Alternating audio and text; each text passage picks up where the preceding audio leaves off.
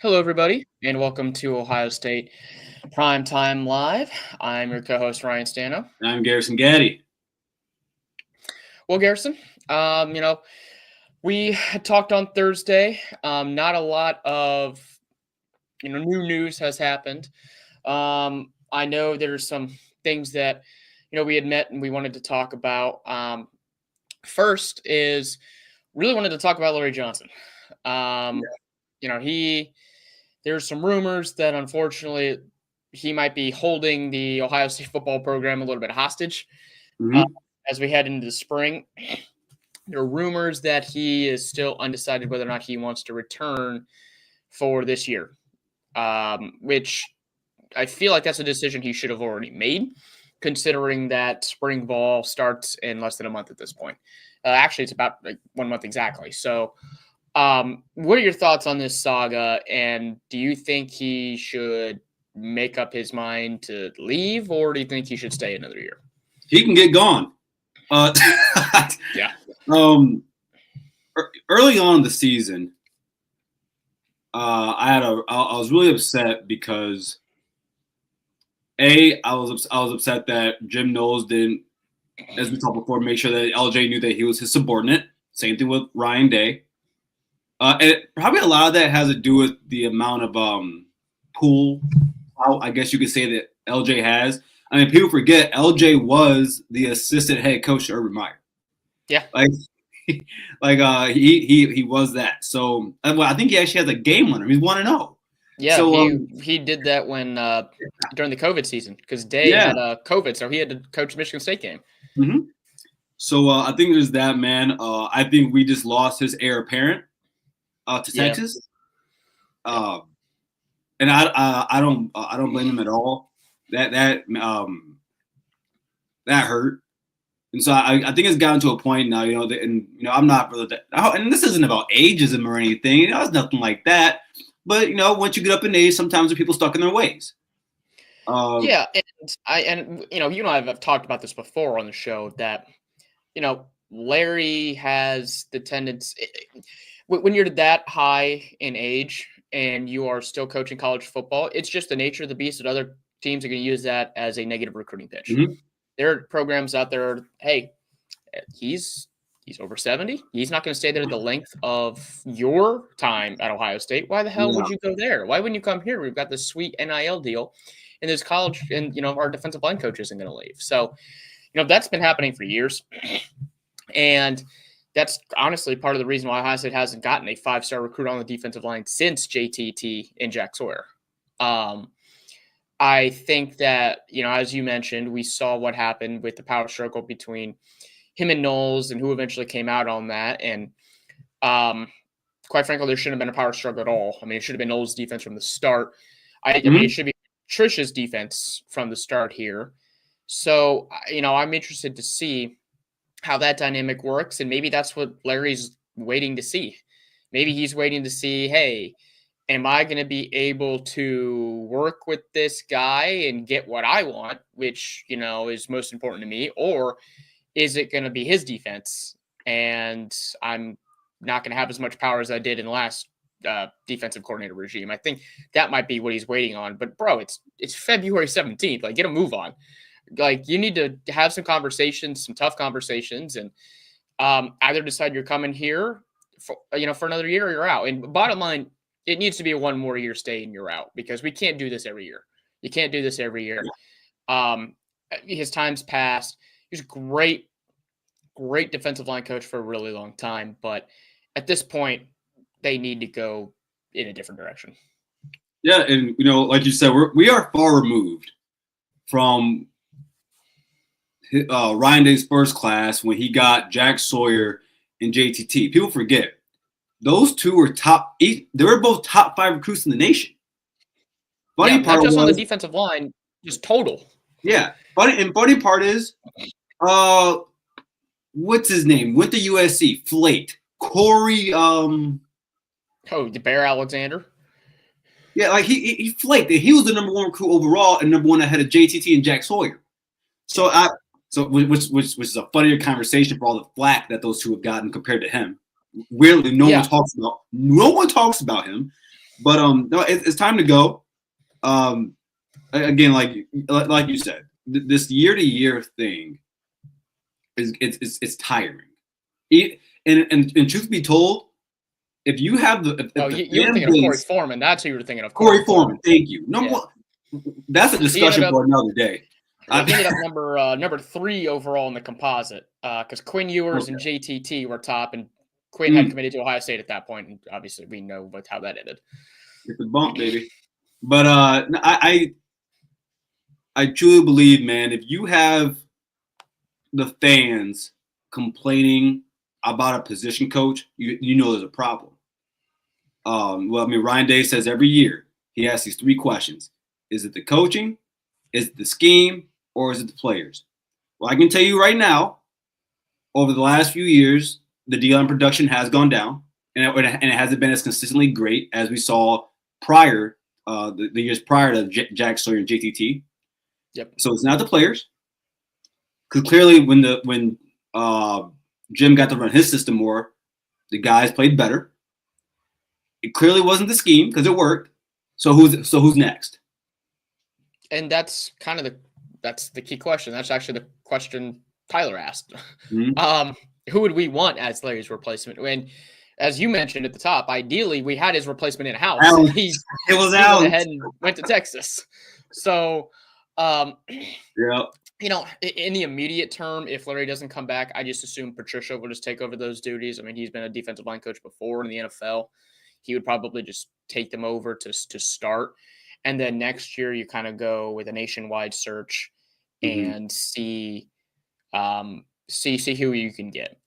I don't really have a good name off the top of my head right now as far as who I would want to bring in, just because I haven't started making lists, because Larry, he's like Michael Myers. Like, he keeps coming back when you don't want him necessarily to. So I'm afraid that he's somehow going to hold on for 2 or 3 more years, even though, like, I know logically that doesn't make a whole lot of sense. But do you have a name in mind who you'd want to have him have be his replacement?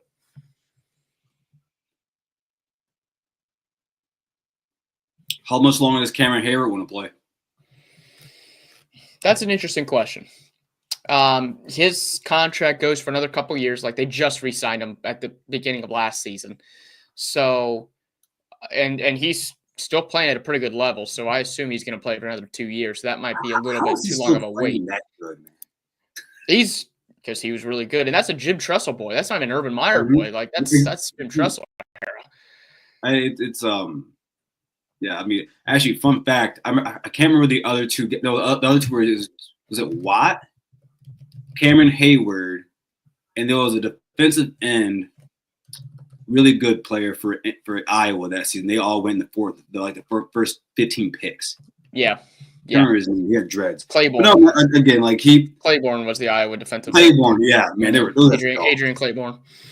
But I just, when it comes to replacements, I would want someone that's around the James Laurinaitis type of guy. I want a guy who has played at the program, who knows the program, has played at that position, and can talk to the kids. Like it's James Laurinaitis. I trust him to be what he is as a football. The guy was an elite football player for Ohio State. Had some really good years with the Los Angeles Rams or the St. Louis Rams, and I really believe you look at what we've been doing on the recruiting trail lately at that position. I think linebacker was one of those positions over the recent years Ohio State hasn't been really elite at, which I think is taking a flip. It's flipping right now. It is. I mean, later in the show we can discuss some recruiting news. I also wanted to talk about Sincere with you, but who's locked in a visit date. But I don't know yet. But the main thing is LJ has to go soon. That's the main thing.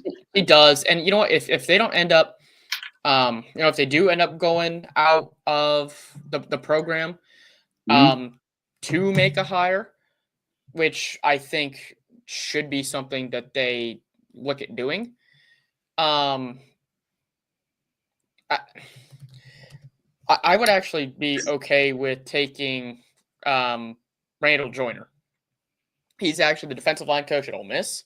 He Mm-hmm. helped coach Walter Nolan. He helped, Walter Nolan's probably going to be a first-round pick coming in the NFL this year. He's got previous playing experience. He played at SMU. He was their defensive line coach as well. He's one of the top 15 paid coaches in college football already. So they think he's going. They think he's a really good coach. Ole Miss's defensive line was not the reason why they didn't make the college football playoff this year. So if I had to throw a name out there, that's probably where I would go. I mean, in 2023, when Ole Miss when they won 11 games, so before this past year, they led the SEC in turnover margin, and the defensive line ranked 19th nationally in sacks. So that's pretty good, and then give him all the recruiting advantages that you have at Ohio State. The facilities, give him a bump in pay, and see what he can do. I see Phil coming in here with what's John Simon doing. That's not a bad name either. That's not a bad name. Ohio State has some really rare, there's names that Ohio State has on the defensive line over the last, let's say, 20 years of guys that you could literally go back to and say, yeah, you might not be doing it in the NFL, but you're someone that's highly respected by the fan base, highly respected by the program, and we will gladly have you back. I think John Simon, that's a good name. What? Yeah. Let me know. Tell me what you think about this. And everyone else in the comments, please do the same. So Alan Clark was a grad assistant for us, right? Yeah. And then you go and do the smart thing. You take if Texas is offering you a position job, you take it. So he smartly does that. What if LJ were to leave next year? You say, hey, Allen, how would you feel about being the D-line coach in co-DC? I still think he'd probably stick at Texas. You think he would? All right, so you think he would take that over the whole D-line and Okay. I do, just because. Do you ask him? Do you ask? I guarantee you he's going to float that idea in front of Texas for a raise. He's going to use it one way or another. There's going to be some agent leverage there. So I would think he would stick at Texas just because their premier program as well. I mean, the recruiting base in Texas, if Texas was really trying to lock down the state of Texas, they could do a really good job of it. You don't really need to go anywhere else for talent. There's that good of kids in Texas. Now, obviously, there are some really good players in Florida, really good players in Ohio, California. There's great players all over the place, but Texas is one of those recruiting fertile grounds where he can just turn around and find a defensive lineman in his backyard. Yeah. Well, hey, Phil, I'll tell you what. Clearly, right now, Ryan Day is all about paying his friends. So, well, you have to also consider the fact that the athletic department had a $38 million operating deficit this past year, so that spending might come down. And that's probably part of the reason why they let Jim Knowles go. They didn't pony up for that $3.1 million. They only offered $275, or I think maybe $285 was the top offer. So that offer Penn State gave, I'm not mad that Ohio State didn't offer. No, I'm not mad about it. That's a lot of guala. So it's a lot, and you know what? That's perfectly fine. So, unless you got anything else to add, I'd like to move on to the other piece of news. It's not necessarily Ohio State specific, but it does certainly include them. And that's the Big Ten and the SEC meeting about possibly changing the format of the college football playoff already. We've been hearing about this coming down the pipeline. These are clearly the two best conferences. And, the rumor is Did you write on this? Did you write on this already? I have not. One of my contributors did, actually, and it's coming out tomorrow. So I can have all of my thoughts because I won't be repeating things. There we go. I like it. So for those who don't know, the proposed, at least the rumor that's floating around is that they would either change it to a 14 or 16 team format, and they would guarantee 4 bids each for the Big Ten and the SEC. So half of the field is already Big Ten and SEC. And then they kind of fill out everything else from there. So just based off that specific principle, what do you think of this proposal?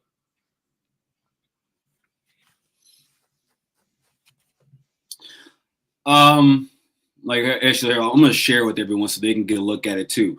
I'm not sure if I like it or if I dislike it. I lean towards I'm okay with it. Okay. I think like I was talking to some guys earlier, and they talked about like getting up to 20 teams. I said if we do that, the sport's gone to hell because I just don't believe there's. I don't believe there's whoever the 20th team is, they wouldn't survive. And I mean, I'm still against guys like teams like Boise making it. But I'm not. Well, we can talk about we can talk about it. I'll get to why. Well, I'm not against them getting in, but I am. They shouldn't have been one of the top 4 seeds. That's probably something that needed to be changed. Yeah, that I'm okay with changing that in the format, but continue. I'll get with my thoughts here in a second. Yeah, but I do believe that year in and year out, Ohio State and Ohio State with the Big Ten and the SEC should have at least 4 teams. I do believe that within whatever calendar year, the SEC and the Big Ten do have. I think they will have 4 of the best teams going into the at the end of the season. You look at the SEC, you're probably talking about Alabama. You're talking about teams like Georgia, LSU. Who else is out there we can name? Tennessee. And then when you look at the Big Ten, you're looking at Ohio State, Oregon, Michigan, Penn State. I just think that there's always going to be 4 teams from each conference that are better than the rest. Now, what I don't like. Yeah, go ahead. Oh, I was going to say what I don't like. Because maybe you're different from here, but what I don't like is what it does to conferences like the ACC. As far as in the Big 12, as far as I'm concerned, those are still Big 4 conferences. Those conferences still have teams that mean something to the landscape of this game. Of the best game in the world. I don't like programs like Miami getting pushed out, Clemson getting pushed out like that. I think it's really cool where that the ACC year in and year out pumps us out a team that we didn't think was going to be good. I think when you do this, it takes away from one of the fabrics of the sport, which is the underdog and the surprise team. But yeah, absolutely. I am in complete agreement with the back half of what you just said. I think this is a power grab, and the 2 conferences with the most power, I mean, I understand why they would want to have the most teams in the college football playoff as possible because they have the most power, so they can go ahead and shift things that way. I do think it's bad for the sport overall. I think, to your point, the ACC and the Big 12 are still playing big boy ball. They've got some really good teams in there.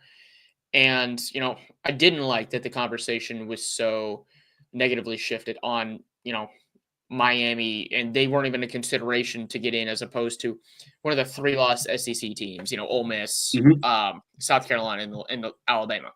Clemson wasn't, Miami wasn't even really a thought, even though they only 2 losses. Sure, those 2 losses came late, and they had a lot of other close games that they probably could have lost. But my thing is, every year we see the SEC artificially inflated before the season even starts. And we saw what happened when they took on other good teams from other conferences this year in the bowl games. Both sides had a lot of opt-outs. I mean, Michigan, Alabama, ton of opt-outs. Hell, Michigan had more opt-outs than Alabama, and Michigan still won that game. Illinois, when it hadn't beat South Carolina, again, opt-outs there too. Illinois beat South Carolina in the bowl game. We see every year that, the SEC, they're like, oh, it's just, we're good because we play each other. And that's how we know we're good, because we play each other. Okay.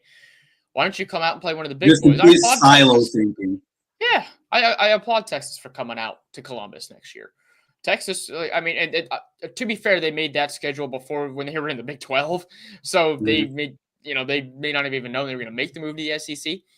But I'd like to see some of these schools come up north also when it's cold. And we saw what happened in the playoff when that happened. Tennessee was not built for that.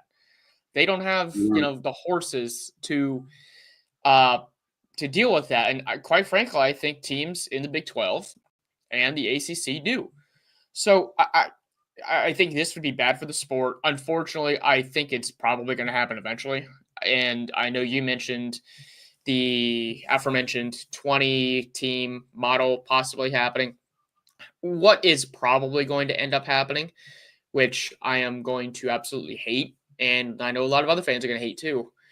They're going to go to a 48-team top of college football division, and everyone else is going to play for a different division type of football for a national championship there. So we're basically going to split college football into two, which I hate because, like you said, the underdog story is so much a fabric of college sports in general. And we've actually seen how NIL money has helped increase the underdog story. I mean, IU, no one saw IU coming. I mean, that's a perfect example of something like that. So I really hope this doesn't happen. I think it will happen eventually, but I'd like to keep the sport, quote unquote, as pure as possible, the way it is right now. Do you just like a kind of a deeper conversation in this? Do you, when it comes to like the networks, do you think they're getting too much power? And do you? I have one of the thought processes I brought up about this with some guys earlier was just what I don't want to happen with this new format is then it takes away from you getting Texas, Ohio State. I mean, a few years from here now we have Alabama, and so Georgia. I don't and Georgia. What I don't want to do is the sport to take that away from us. I love out of conference games before the season. I think it gives your team. It gives your team a base to start at, lets you know where you are compared to everyone else in the country. Ryan, when I was playing high school football, my dad, and this is the reason why I went to like a bunch of like camps and national combines. My dad used to tell me your competition is not on your team. Your competition is not in your city. It's not in your state. Your competition is the guy from Florida, Texas, Jersey, Ohio, Alabama, whatever, etc. I feel the same way for football teams. You got to see what these other programs are doing away from you. Because if you sit there in your conference, you're getting nothing but a silo. You see the same thing every year. I just don't want the sport to take that away. What do you think? Or I don't want it to be taken away from the sport. I agree, but I don't think it's the networks. I actually think it's. I mean, Greg Sankey came out and said, "Oh, well, since we don't have one of these SEC teams that's got 3 losses coming in, we're going to have to reevaluate how we schedule non-conference games since the committee just values wins, not even like who they play." So honestly, it's like it's the commissioners of the sport who are being, quite frankly, babies. And when I say the commissioners, I do specifically mean Greg Sankey. I think Tony Petitti has. I mean, he's a little bit to blame with that as well, but it's clear Sankey has the most power in college football with the SEC, and the Big Ten has the second most power. But at least there are multiple schools in the Big Ten who have tried to schedule these quote unquote big time non-conference games. Ohio State's definitely been one of them. Michigan, to their credit, they played. They've played some of them as well. I mean, not nearly as many. Wisconsin has played, LSU, Alabama.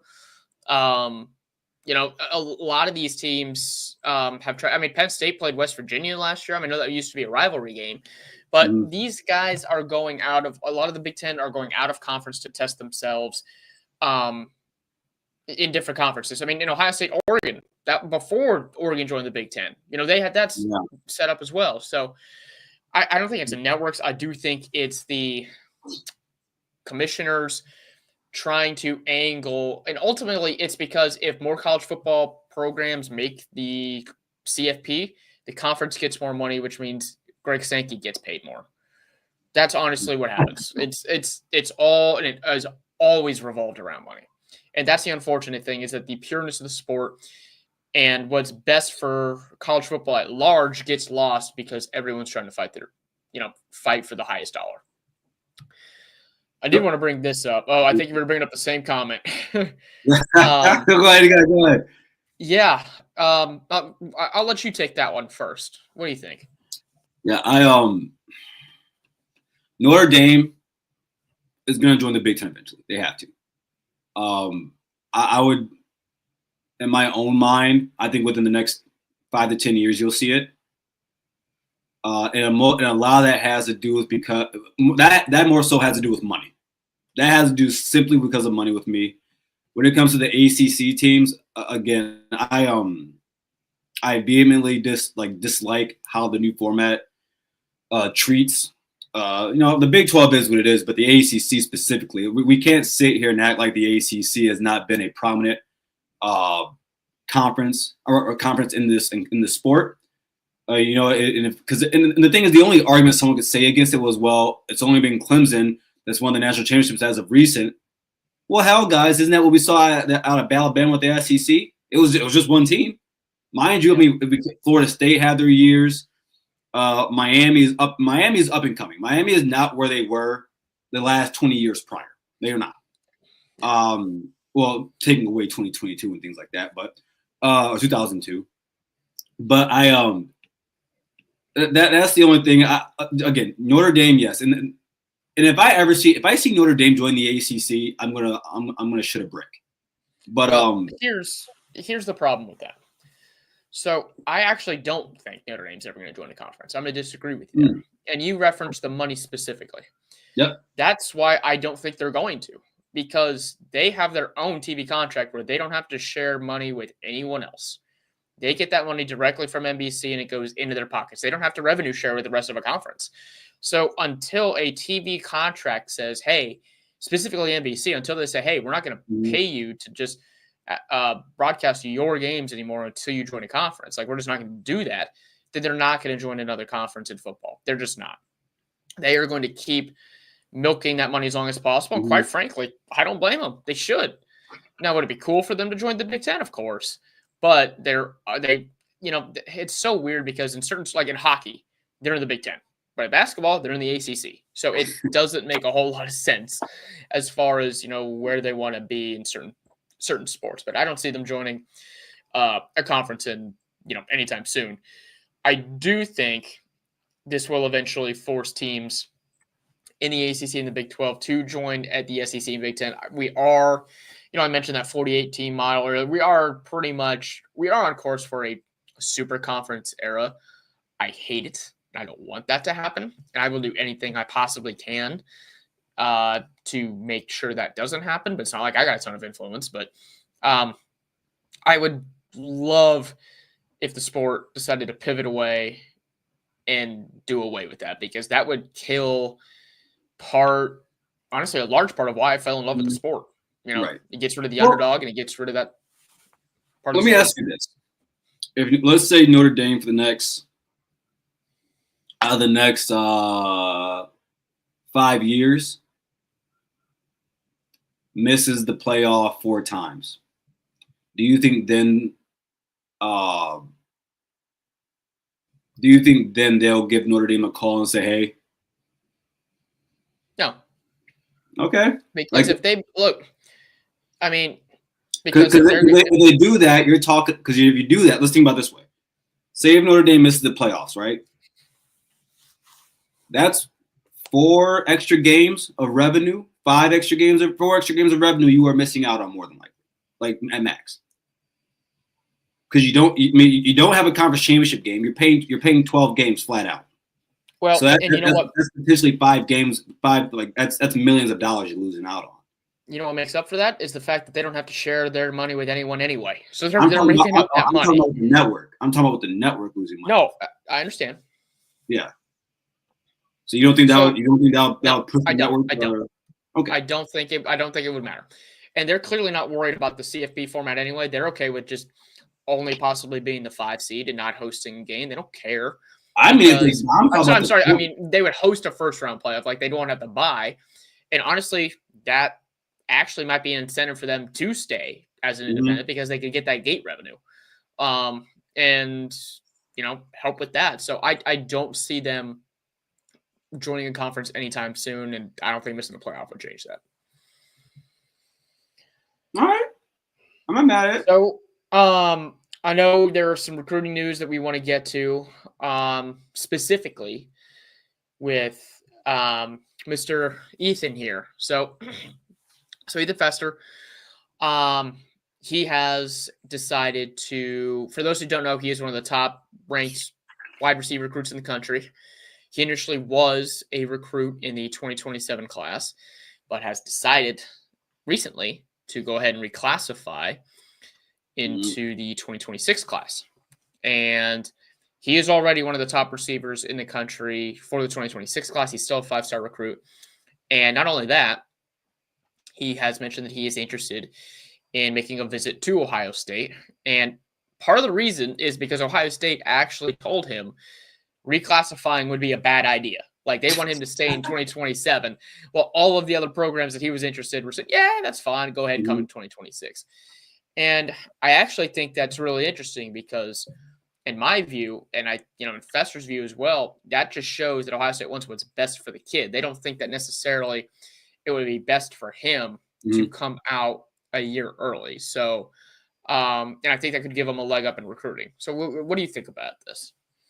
I completely agree with you. Like, when reading about it, I thought it was funny. Like, I understood why, but I thought it was funny that the one program that told him, you probably shouldn't do it, is the reason why he likes Ohio State. And not that there was reasons before that. But, like I said, Brian Hartline told him, he thinks it's better for him as a player going, and it would be better for him going to the NFL if he waited, which is crazy that he's already thinking that far ahead. But that shows what Brian Hartline's timeline is, and that's why players love playing for him. He thinks that far ahead for the kid. I think it's I actually think that it will work out better for the kid for him to do this if he were to choose Ohio State. And there's a few reasons why. Okay. I think that you look at so next year you lose Tate, right? Yeah. You have Brandon Ennis is going to be a junior. You still got JJ, of course. He's going to be the main guy. You got Mylan Graham. But coming in, it would be you and essentially Chris Henry Jr. is also in that recruiting class coming in. Yeah, it's going to be Chris Henry Jr. So, you're going to play pretty early, in my estimation. By your sophomore year, you're going to be put against a pretty good playing time. What do you think about that? I actually somewhat disagree. As far as the playing time goes, because to your point, Tate will be gone by the time he gets here. JJ will be here last year. JJ will be here. And obviously he's going to be the number one guy. And the thing is, like, Tate could come back. Like, there's a chance he comes back because he's only going to be a junior this year. So he could come back. And if he does come back, that's going to – I don't think he's going to. Yeah. I think he's going to be good enough where he's going to want to – he could develop into a first-round pick and leave. But he could stay. And then you also have – you mentioned Mylan Graham. Really good. He's going to get playing time this year. Brandon Ennis is going to get a lot of playing time this year. Quincy Porter's pretty damn good as a freshman coming out this year. Like, he's a really good wide receiver as well. And we know every year, quite frankly, every year, the Ohio State wide receiver room is the most competitive room in college football. Like, it's a bloodbath. Without a doubt. Only the best survive. So for Ohio State's recruiting purposes, part of the reason they probably want him to stay is so they have more depth in the room in 2027. Yeah. But I also do believe Hartline when he says that he wants it would be better for the kid if he stays and develops another year in high school. I do believe that. I mean, he's seen. I'll always agree with that. Yeah, and some of the, he's coached some of the best wide receivers in college football, so he knows what he's talking about. So, ultimately the kid made this decision. That's fine. It's his decision to make.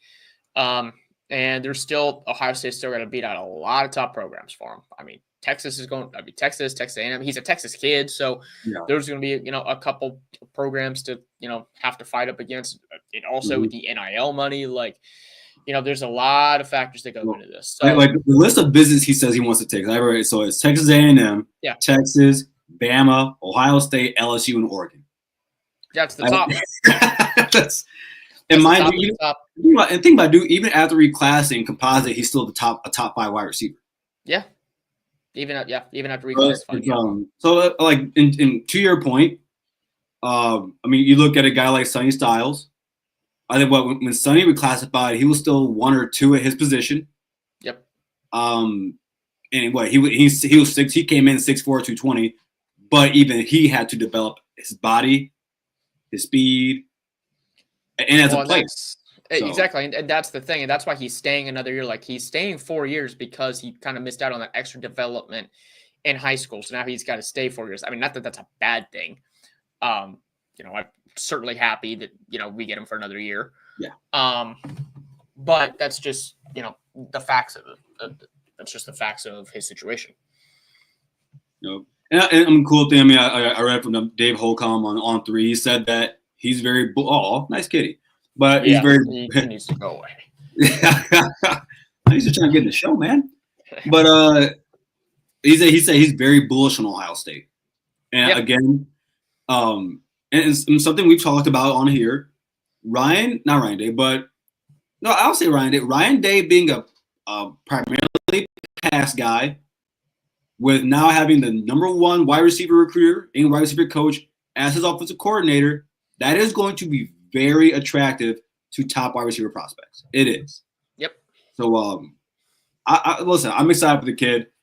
Of course, like we'd rather he stay in high school another year because depth wise, I do think it could help him depending on how good of a player he is. Of course, that's it. All comes down to you and your work ethic and all that at the end of the day. But and I mean, he could still be really good. Like, I'm not dismissing that at all. I mean, he could end up playing real early. Maybe. I mean, everybody's JJ, bro. Like, I mean, he's good enough where he. Yeah, true. Because I read Mylan Graham has. Again, I'm not going to put it. I'm not just going to say. We'll see. I mean, even Mylan Graham talked about JJ. So, do you have anything else you want to cover about Mr. Can you hear me? I'm probably lagging out. Wait a second. Yeah, no, I mean, I like Mylan Graham as well. So. No, I'm sorry. Are you both? No. Oh, okay. I was going in and out right. That was a lost connection, really. No, what I was saying about Mylan was that, like, I read something like he was talking about JJ and just how, seeing what he did as a freshman, it's not normal. It's not. It's really impressive. So I mean, coming in early in this wide receiver room, it more than likely you playing early is not going to happen. I mean, you think about the guys that played early. I mean, what JJ, Garrett Wilson did. Marvin played a little bit, but not really. Yeah, we didn't see Chris Olave to the end of the year. yeah, that's right. So, yeah. Man. So let's go ahead and move on to something else we want to talk about. Specifically, look at the quarterbacks. This spring, that's the position everyone is going to be talking about, and there's 3 guys who are in the mix for it. We think there's a clear favorite, but who knows? I don't. You don't think there's a clear favorite? Okay, so between Julian Sand, Tavian St. Clair, and Lincoln Kienholz, you don't think there is a clear favorite out of that group? I think it's Julian Sand, right behind him, Lincoln, Gap, Tavian, and I read what Ryan Day said. He says he thinks it's gonna be a fierce competition. He said it's wide open. And earlier today, I had a phone call with my guy Mike from Best Damn Media, cool Buckeye channel, and I asked him the same question I asked you about Lincoln if he was 85% of the passer that Julian Sand was. I've asked a lot of other people this, and Mike's one of the few people on my side on this. If you're telling me, because this is how I imagine it, if Julian Sand is a better thrower of the ball than Will Howard, I don't think he's going to throw 73 next year. I'm going to go somewhere around 70 to 71% throwing, okay? Let's say he's that. If you're telling me Lincoln Kienholz is throwing 67, 68% with his athletic ability, I'm taking that all day. I'm taking that all day. So here's the problem with that, in my opinion. And he's bigger. Okay, sure. You have to take into account what kind of offense Brian Hartline is going to run now. Now that we know who the offensive coordinator is, that's a big factor in who they're going to choose to be their quarterback. We know how. I mean, obviously, Hartline comes from the wide receiver room, so he's going to want to sling it. He's going to want someone who can put his guys in the best possible position to succeed. And I think, not even I think, they think Sane right now is in a position to do that more than Lincoln. And quite frankly, I think Tavian St. Clair has a shot to do that more over Lincoln. I don't think there's a huge gap between Lincoln and St. Clair. I will say Keenholz probably has the. You don't? No. I think Tavian St. Clair is really freaking good. I think I think he's got a shot to win the job. I don't think it's a good shot, but he's got a shot to win the job. You think he has a better shot than Lincoln? I do, and that's only. Is that because you don't know what Lincoln looks like right now? No. I think it's because Tavian is younger, and he would actually be able to develop within the program. If you have Lincoln here, it would end up being if he plays well, it could be like a one and done scenario. Whereas if Tavian shows, and I don't even think Tavian necessarily has to be even better than Keenholz. I think he's just got to be either tied or slightly worse than Keenholz because his potential is so much higher. I don't think Ryan Day will fall for that. Because over the last 2 years, Ryan Day has said this every single time. He needs consistent play, consistent elite level play. I don't believe you're getting that at Tavian St. Clair. Not freshman year. I've never seen Ohio like it's like the same thing I told these Michigan fans about Bryce Underwood. The chances that you see Trevor Lawrence in 2018, it's more than likely not going to happen. I think when you talk about Lincoln, we're talking about because I think we all knew from the time he was recruited, he's a developmental project guy. He's not someone that's going to come straight in and light the place on fire. But quite frankly, he was a guy they didn't have a class. They didn't have a quarterback for the 2023 class. They're like, hey, you want to come to Ohio State because we need a number. Right. He was committed to at the time. Might have been Missouri. I don't remember. It was some team out west. I'll think of it later. I'll think of it next week. But no, I just think that again, this solely is on whatever link. That's I'm holding out to. Initially, was committed to Washington. That's who it was. Yeah, Washington. So if Lincoln, if none of us have any idea what Lincoln looks like right now. In my mind, we have some idea. We saw what he did in the Cotton Bowl. That's 2 years ago. Like I understand that was 2 years ago, and he was a freshman, and he did not expect to play. I won't totally throw it out.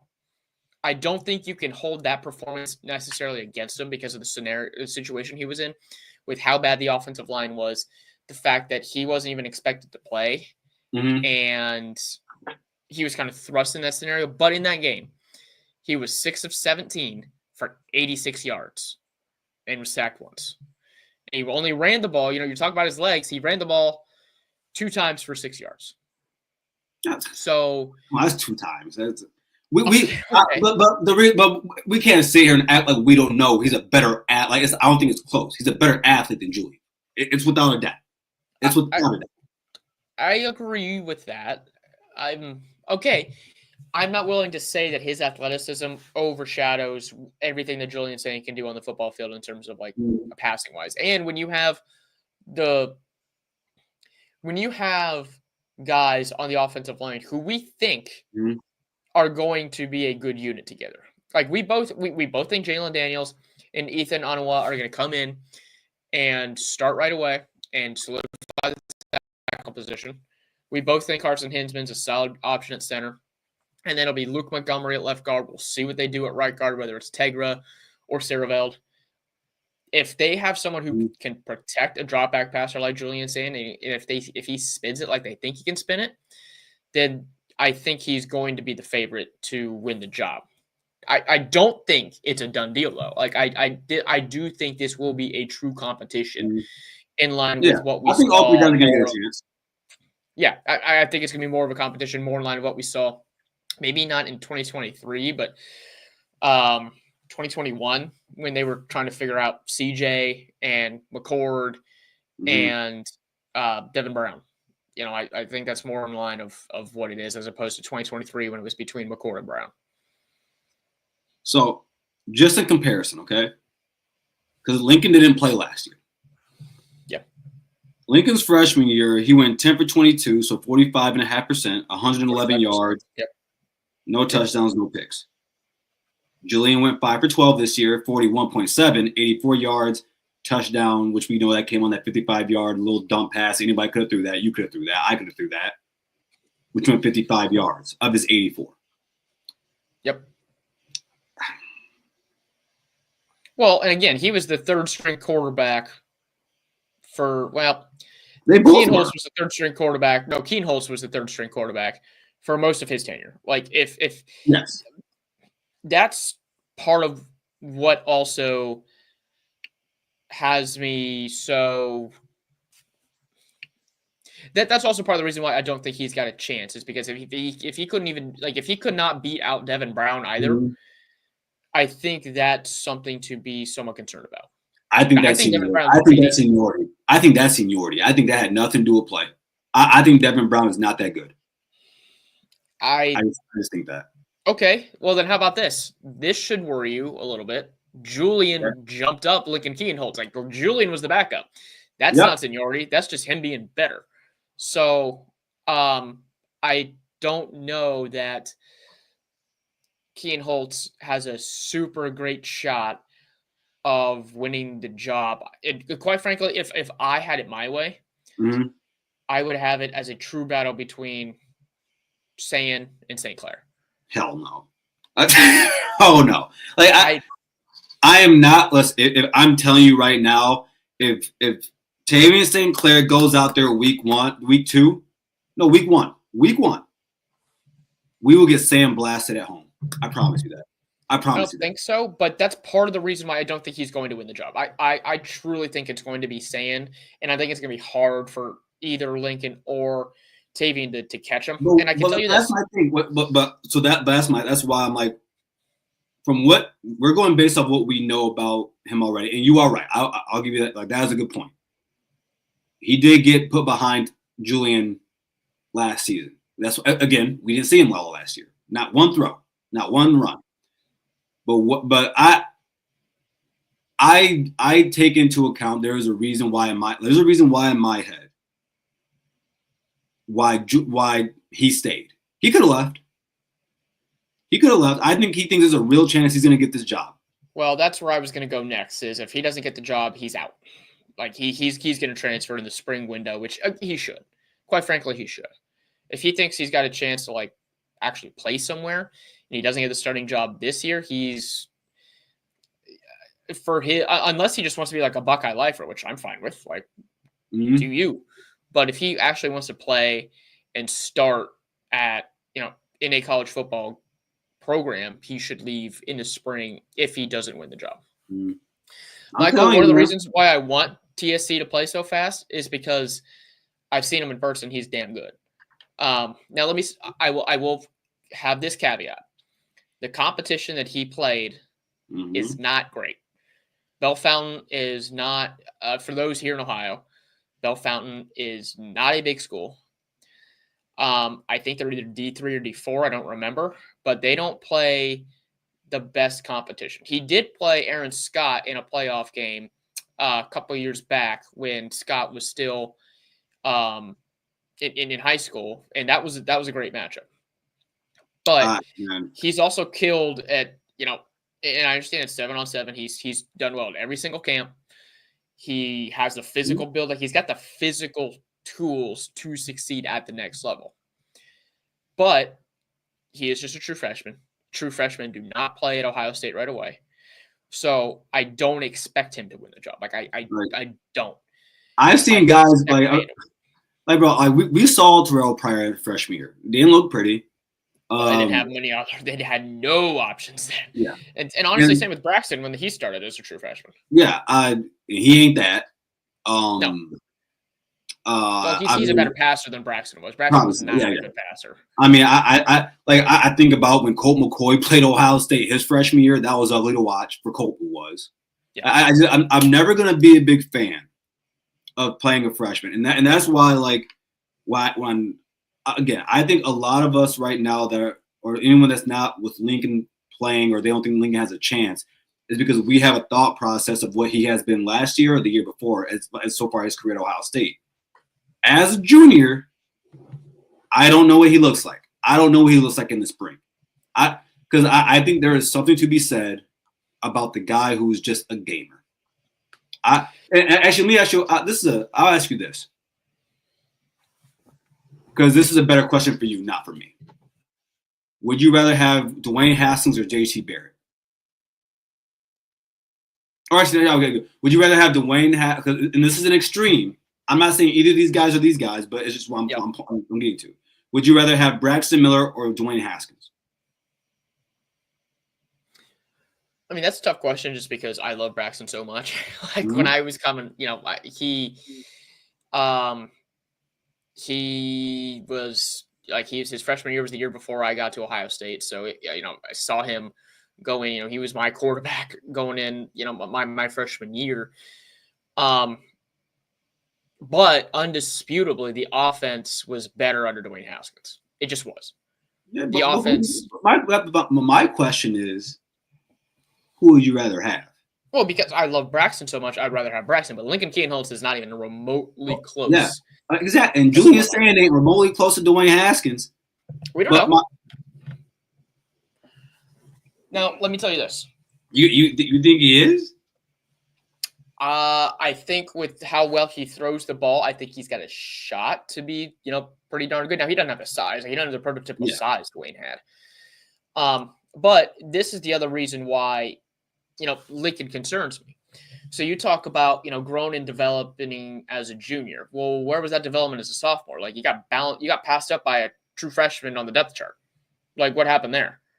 So, the coaches have now seen him for 2 full years. They know what they have. I will be interested to see what they do as far as who gets what reps coming out of spring. Like, I assume.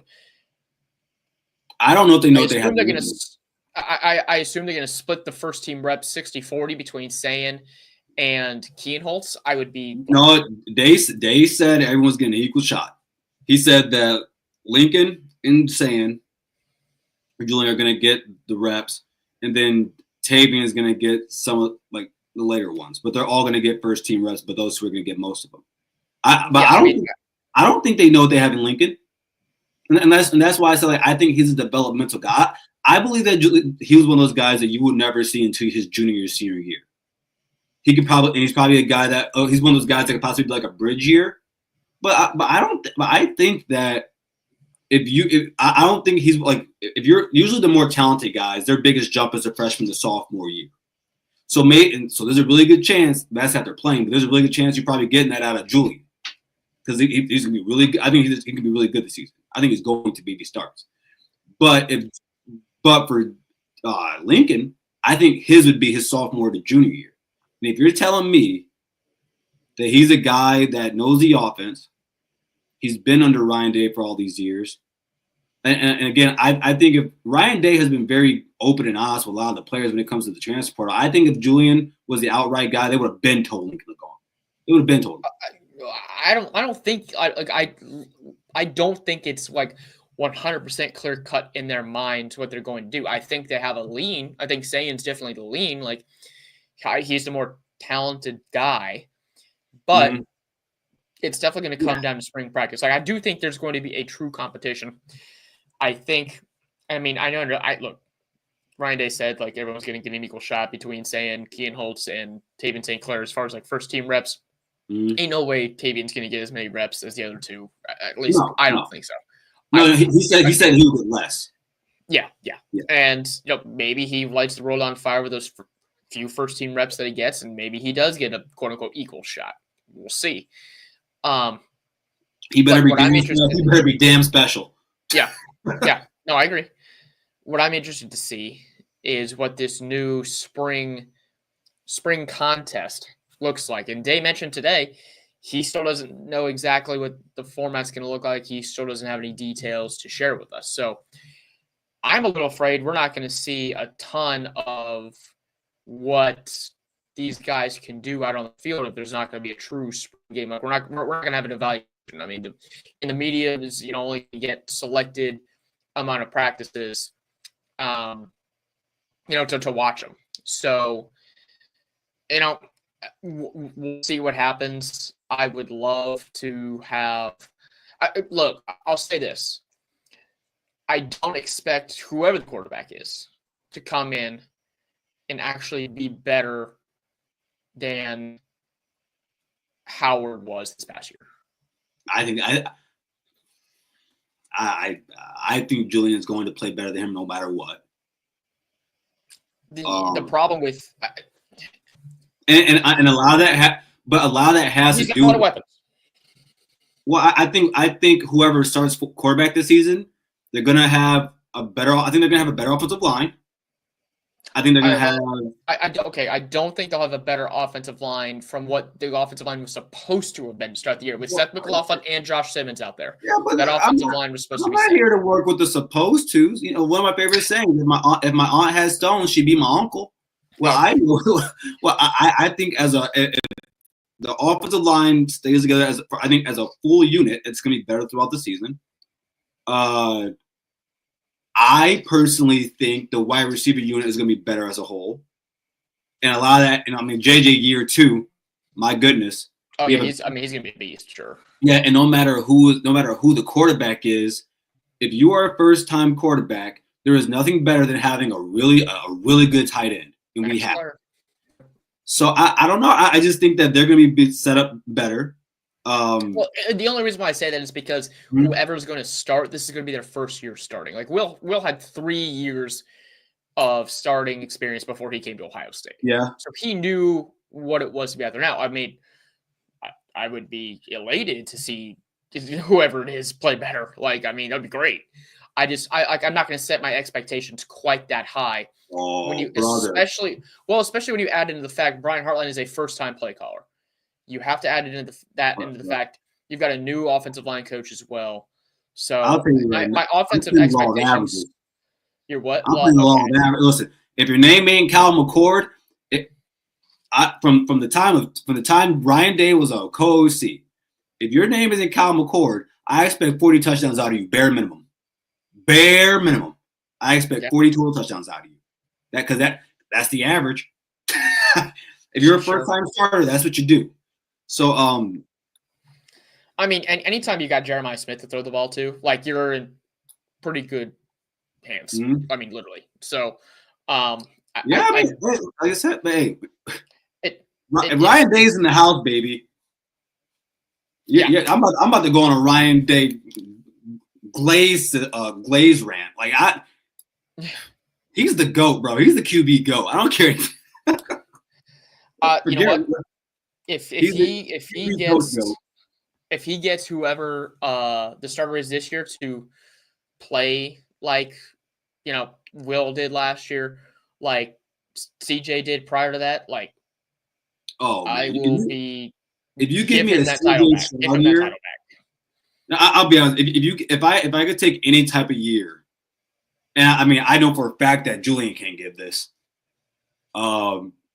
You give me a Justin Fields year? Oh yeah. That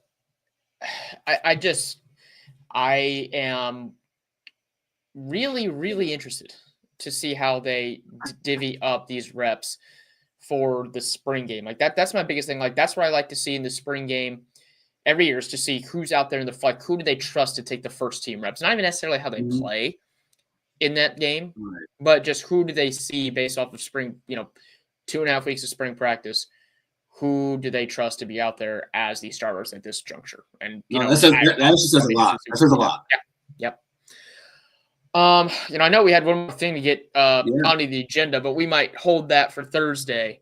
Because unfortunately, I do have. No, actually, I think that'll be fun for Thursdays. Like, everyone, we'll let you know right now. Actually, then. Yeah, I wanted some input on Thursday from that as well.